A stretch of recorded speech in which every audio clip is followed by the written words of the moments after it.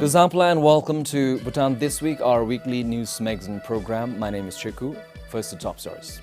His Majesty the King appoints the new Chief Election Commissioner, ACC Chairperson and Auditor General.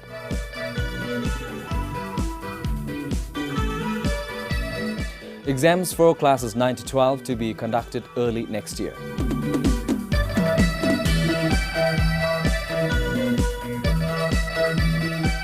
And Centenary Farmers Market reopens with 1/3 of its capacity.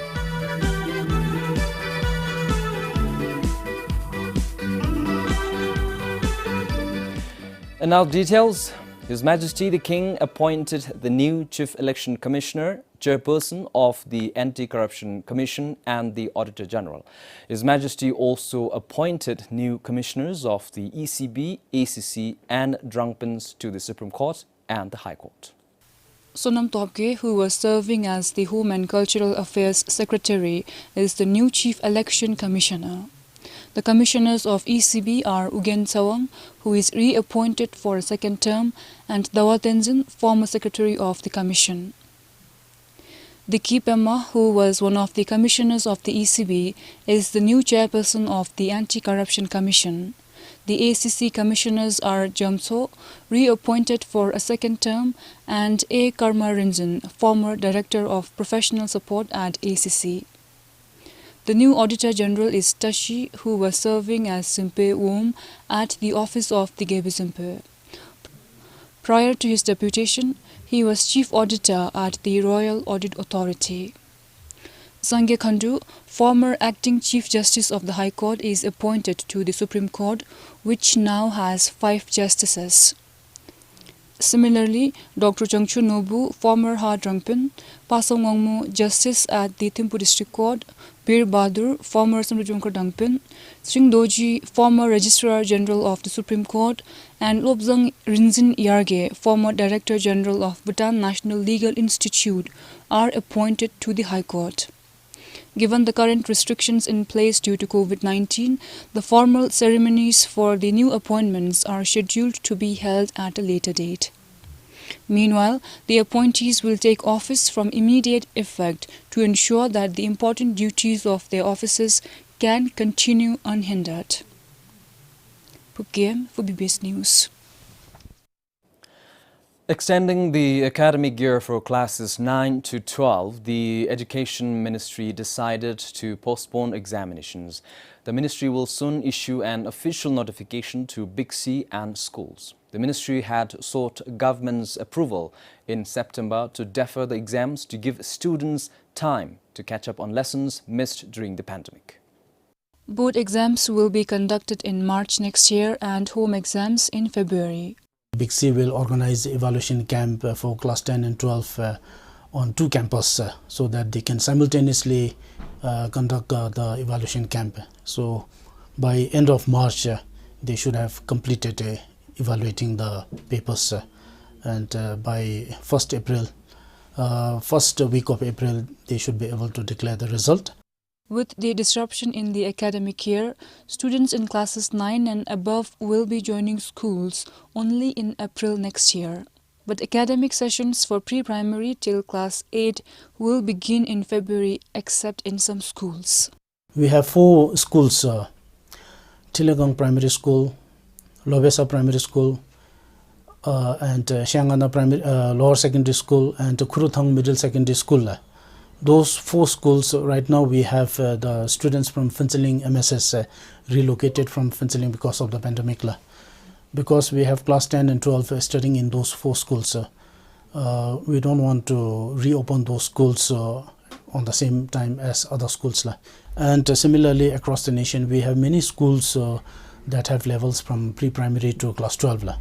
So those schools have classes 10 and 12 writing their board exams. We also don't want to disturb the students writing their board exams in those schools. Following the government's directive, schools resumed for classes 9 to 12 last month. Meanwhile, the results of online assessment for the classes pre-primary to 8 are to be declared on 18th December this year. Pukgem for BBS News. After remaining closed to public for over a month, the Centenary Farmers Market in the capital reopens. However, to maintain physical distance and control the spread of coronavirus, only 1/3 of its capacity is allowed for business.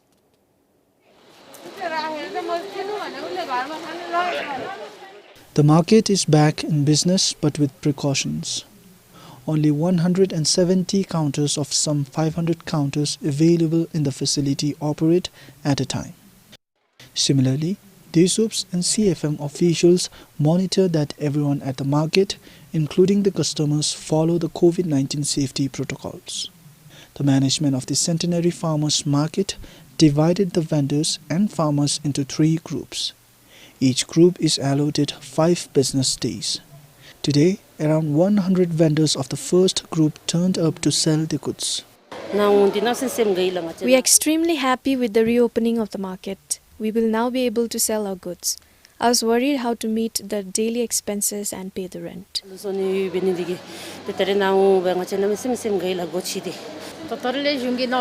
We are very happy with the government's decision to finally allow the CFM to reopen. Due to the pandemic, we are out of business for the past 1.5 months. It was difficult for us. We hope the market will remain open from here on. The women who come here are all from humble backgrounds, and doing business here is the only source of income. According to the senior manager of CFM, the other 2 groups of vendors and farmers in the meantime can sell their goods at the multi-level car parking after registering with the Trumde. The next 2 groups of vendors can sell their goods at the space provided at the multi-level car parking area if they wish to. Since we are only allowing 1/3 of the vendors to operate here, we cannot entertain everyone at the same time. Thimphu Trumde has already readied spaces at the 2 multi-level car parking for vendors to set up their stalls. The structures can together accommodate close to 300 shopkeepers. Similarly, constructions of mini vegetable markets are underway in the various identified zones across the city. This is Pasang Doji for BBS News. The Tourism Council of Bhutan issued a notification formally permitting domestic tourism amid the COVID-19 situation. This is with the intention to boost local economy and restore the livelihoods the pandemic left disintegrated. Locals, either individually or in groups, will be allowed to travel within the country for various tourism-related activities such as trekking, camping, pilgrimage and bird watching, among others. However, individuals must adhere to COVID-19 health and safety protocols strictly. We have started our work on promoting and developing domestic tourism pre-COVID actually. But now with the coming in of COVID, this became even more urgent and more important. The reason, you know, obviously, because since we don't have international tourists, so we feel that at least if we have our own Bhutanese people traveling around, this would give some boost to our local economy. So therefore, we are actually working on this, and in fact, I think it was already announced by the government that domestic tourism is open, but maybe the formal notification is not yet there. As per the notification, domestic tourists and tour operators will have to register with the council if the tour is beyond 4 nights and passes through communities, especially remote settlements. The maximum number of people in a group is also limited to 15 heads for both pilgrimage and trekking tours. The TCB, local governments concerned and other relevant agencies will monitor that domestic tourism is conducted in line with the COVID-19 health and safety protocols at all times. Phuket for BBS News. Bhutan has been exporting potatoes for decades, but the export has stopped since Monday from Phuentsholing after the local traders in India said it was not in Bhutan's registered export list. Potato is one of the main cash crops for farmers across the country. This truck parking in Phuentsholing, which otherwise used to be bustling with truckers carrying and transshipping potatoes, remains deserted. This time, potatoes are not going anywhere. Unable to export, exporters are storing potatoes in Phinsoling. Sources say there is a high demand for potatoes in India this time, but the export could not happen because it is not in the registered export list. Some also claim it is because of Phinsoling being a red zone.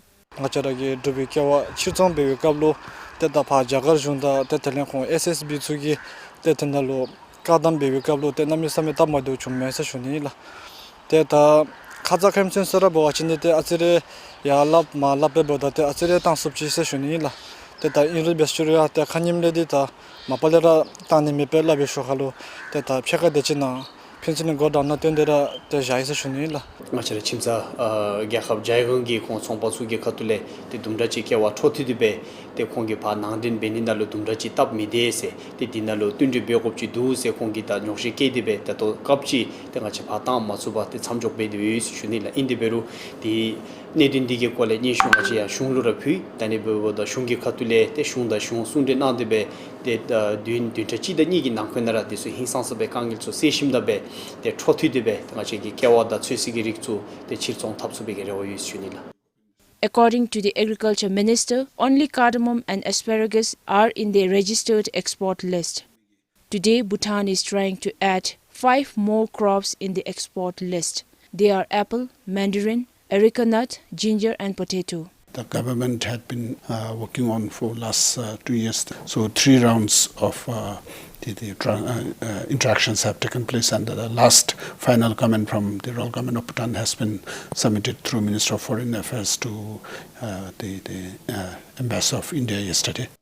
And all this while, potatoes reached India on mutual understanding between the two governments. From the central government, from the state government, and even at the district level government, at the government level, they are not so much of a problem. The problem all arises from local issues. For the first time this year, private individuals were also allowed to export potatoes. Bhutan exported potatoes worth 621 million newton last year, and this time only 130 million worth of potatoes have been exported. With additional information from Sonam Penjo in Phinsoling, Sringzam, PBS News. The Agriculture and Forest Ministry is considering export of wood-based products as one of the means to stabilize the country's economy that remain disrupted due to the pandemic. Today, there are over 1 million cubic feet of unused timber in the country. According to the Agriculture and Forests Minister, Bhutan imported over 3 billion worth of wood and wood-based products last year. On the other hand, its export is comparatively negligible. So, to offset such expenditure which will directly contribute to the government exchequer, the Agriculture and Forests Ministry wants to export wood and wood-based products after value addition as much as possible. Today, export of timber as logs and firewood is prohibited under the law. CFT ki nesana bajin de saya chida cha sum juso du de chigitsi de dang. Over 1.3 million cubic feet of wood or timber remain unused. This is why the government is looking at the feasibility of exporting such timber. After a certain point, trees do not absorb carbon dioxide and eventually rot. We will identify and extract such trees, which for now are in abundance in our forest. Tegi pembachi ganemi sessional tane bodolo the anizumbi shingi ritabdusu tenga chigi nizin beshinala de pala de chamanala ten nankenagi zotinchi lo jusubachin. As per the proposal, the ministry is looking at importing technology and build the capacity of local wood-based firms to add value to raw timbers. Meanwhile, Minister Ishipanjur said the recent article, Bhutan considers exploiting forests to offset pandemic losses, is not entirely true. The Third Pole, an international environment conservation platform, published the article. He refuted, saying the government will not exploit the forest resources beyond its regeneration capacity. Third Pole sero kelchigi nembe Selton shipsegi Selton chi nemdinalo atsechi that The article by the third pole is not entirely true. They reflect it as if the government will cut down all the trees and export it to generate income.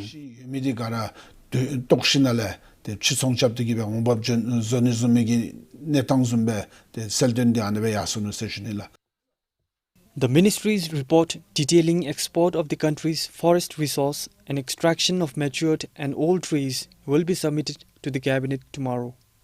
This is Sringdandup, PBS News. Punasang Shuwan Hydroelectric Project Authority will be striving towards achieving their work performance as per the Annual Performance Agreement 2020-2021 signed recently. The project could not achieve the works agreed under the earlier performance agreement due to geological and structural issues. They can just learn very quickly. Chairman of the authority, Economic Affairs Minister Loknath Sharma, and the Managing Director of the project signs yet another annual performance agreement for 2020-2021. It is an effort to expedite the construction which has been delayed. During the current upper target, we have promised that we will be doing more focus on our powerhouse leftover civil works and generating plant and equipment which are pending. Some of the activities, those activities are under main focus during the current upper targets. As of now, we are waiting for the third party review consultants report, and once those reports are finalized, then we will be finalizing those targets also. The review is being done on this area where the dam is being constructed. It remains a critical activity for the project ever since the slide of the entire slope of the right bank in 2013. Since then, two more major slides have occurred here, one in August 2016 and another in January 2019, delaying the dam construction.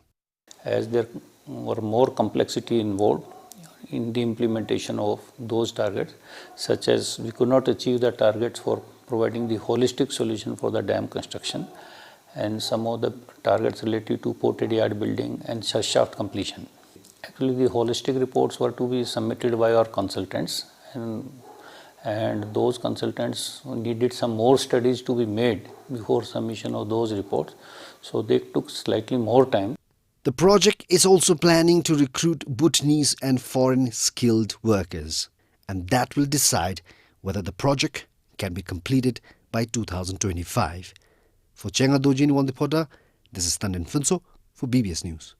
The High Court upheld the Thimphu District Court's judgment that convicted Home Minister Dashur Sharif Getse. The minister was sentenced to 2 months in prison for false vehicle insurance claim worth over 200,000 Newton. The Home Minister had claimed the vehicle insurance for his Toyota Prado in June 2016 from RICB, stating his vehicle met with an accident at Lampiri. He is asked to refund the amount. Meanwhile, in the same case, the Thimphu District Court had sentenced 4 RICB officials and owner of an automobile workshop ranging from 1 month to 1 year in prison. The former Executive Director Sonam Dorji of RICB was handed down 1 year prison term. He misused his position and changed vehicle insurance cover of the Home Minister from the third party to a comprehensive scheme. RICBL's General Manager Sangye Wangdi was sentenced to 6 months in prison for solicitation and asking his inspection officer Ugen Namjol to arrange blank receipt from automobile workshop to adjust the bill. Ugen Namjol got 1 year sentence for forgery and deceptive practices. He arranged a blank receipt to adjust claims. He also signed the decision deceiving the claims committee to make the payment. Sangye Dorji, also from RICB, received a 1 month prison term for aiding and abetting as he signed the committee's resolution even after knowing the claim was false. Yonten Funso, the owner of Dagap Workshop, was sentenced to 6 months in prison for issuing a blank receipt, but all of them can pay in place of imprisonment. Samson Dolker, BBS News. Despite repeated notifications, the police and the Department of Law and Order issue unauthorized online lottery games are still rampant in the country. And to curb this, police will start enforcing strict penalties as per the penal code. Recently, Thimphu police arrested a woman for hosting illegal online lottery game through a social messaging app WeChat. She is charged for gambling under Section 393 of the Penal Code. The offence is a petty misdemeanor. Earlier, such offenders were mostly released with a warning and a statement of undertaking. There were several notifications issued by the Department of Law and Order and also from the Royal Bhutan Police stating that the online gambling is an illegal gambling. And by now people should be aware of it. But it does not seem that our general public is aware or by knowingly they are conducting such illegal gambling. Henceforth, any complaint coming to the police on the online gambling will be penalized. Batan Tir, Early Night Tir, Shillong Tir and Lockdown Tir among others are few illegal online lottery games gaining popularity in the country. To play the games, an individual forms a group of 100 members on a social messaging app. The members select a number each for a specified amount of bet. The organizer keeps a cut of 15 to 20% of the total amount collected. According to police, the online lotteries are based in Northeast India. However, there is neither any transfer of money to the Indian organizers nor they are aware that Bhutanese participants use their result to declare the winners here. Police officials said, besides being illegal, such online gambling could cause social disharmony. There will be domestic problem. There will be like losing of the property and addiction to the online gambling. It's very easy to make money, but yes, depending on luck. But in our country, it is an illegal gambling and will be charged under Section 393, gambling of the Penal Code of Bhutan 2004. It is reported that there are more than 100 such illegal online lottery groups in operation. Kiladem for BBS News. And for some farmers of Pasaling Gyeok in Sorang, there is one more use of banana trees that grows in abundance in the district.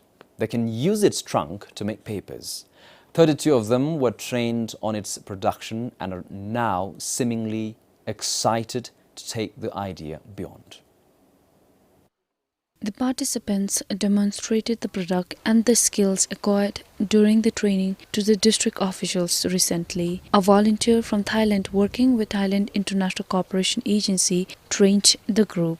Procedure includes chopping banana trunks into pieces, grinding and boiling it for around 20 minutes to gather a smooth pulp. The pulp is then spread out evenly on a screen filter with wooden frames. It is then left to dry. According to the trainer, as compared to deja paper, making paper from banana trees requires less labor and resources. Feeding to cow and consume some fruits, which we can do more than that. So far, I found two factories of paper, that making paper in Bhutan. So I think we still have this channel of the market that we can fill up, and we have to work on something that is different. So I don't use Daphne, I decide to use banana instead. Farmers can use the paper to wrap agricultural products and even gifts. This will gradually help substitute the use of plastic bags. If this technique works out, we can use the paper to wrap livestock products. This will help our farmers generate extra cash and create employment opportunities for you.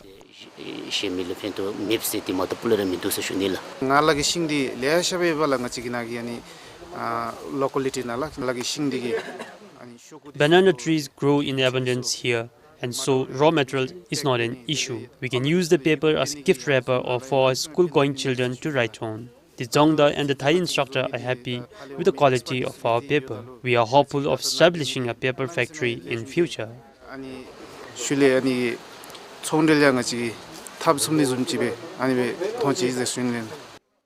The Tsirang district administration is ready to support the farmers if they plan to scale up the paper's production.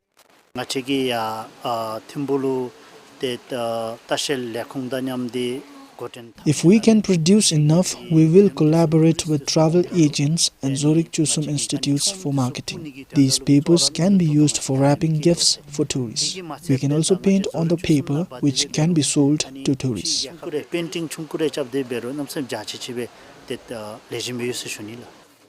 Besides the paper making technique, the volunteer trainer introduced the farmers to the concept of making lip balm and kombucha tea from locally available products.